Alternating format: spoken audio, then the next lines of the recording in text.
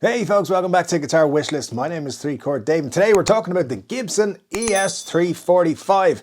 Yes, indeed. And don't forget, Guitar Wishlist, heavily influenced by this book right here, 1001 Guitars That You Should Dream of Playing Before You Die. Yeah, all the way back to the 16th century. There's guitars in here all the way up till 2013, because you know, science. Anyway, check out this book. It's very, very cool. There's links in the description for you to pick up your own copy. I highly, highly recommend it. It is very cool. Now, the 1950s were a magical time in guitar. Electric guitar was really finding its feet. People were really digging it, and some of the best innovations were happening in this decade. In 1955, Marvin Berry and the Starlighters were playing a gig at the Hill Valley High Enchantment Under the Sea dance. And in fact, it was so enchanting that Marvin was playing a guitar that wouldn't be released for 3 more years. Yes, that's right. He'd somehow got his hands on a guitar that was from 1958. However, Marvin's hand got busted. Well, it doesn't matter what happened. A young kid called Marty came up on stage and started playing his guitar, and he rocked out, and it was awesome. And it was the ES 345. Yes, ladies and gentlemen, the Marty McFly signature Back to the Future guitar was in fact not available until 3 years after that would have taken place. But hey, that's just movies for you. That's what happens. So, you know, no big deal. Yes, the Back to the Future guitar is an ES 345, and there's a few ways that we know this. But what is an ES 345? Well, basically, it's a deluxe version of the ES 335. And there's an even deluxer version in the ES 355, so it's kind of smack dab in the middle of those. Now, this guitar was actually the first one to have the baritone switch.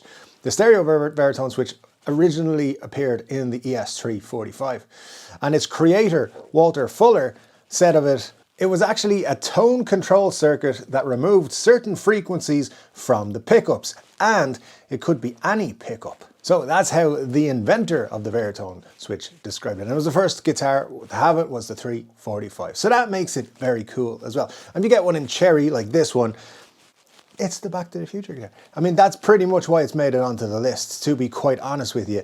It's a very cool thing, and it's one of the reasons that I fell in love with guitar and guitar playing in the first place. But there was a lot happening in 1958 when the guitar actually was released. One of the big things that was happening was stereo records were first commercially available. So stereo recording was something that was needed, and stereo output. So the ES 345 had a stereo system whereby you used a Y cable, and that Y cable would send the output from the neck pickup to 1 amp and the output from the bridge pickup to another amp. That's how Gibson got around that stereo idea. Some other differences aside from that to the ES 355 are that you had a crown inlay instead of a split diamond on the headstock of the 355. You would also have parallelogram inlays instead of block inlays. I always preferred the parallelogram inlays. I think they look classier and better than blocks do, but that's just me personally. Of course, it's a maple laminate constructed hollow body with a maple center block. It has a mahogany or maple neck. You can actually get a maple neck as well on these ones. You also had some options, so you can get it with a Bigsby, a trapeze tailpiece, or of course a stop tail bar. So you had lots of options with this guitar. And look, I'll come back to it. It's the Marty McFly guitar, and that's why I love it, and that's why I want to add one to my collection. Now, just taking a look at reverb, I didn't even bother looking at a 1950s version, 58 or 59. It ain't happening, not in this lifetime. But if we look at the 60s, around 66, 67, 68, those are about $10,000 to $15,000. That's still crazy, but it's possible at some point, perhaps, if all my crazy dreams come true. So that's the ES 345, guys. I'm a big admirer of it, and I would add it to my collection before an ES 335 or an ES 355, or even a loose seal, given the choice.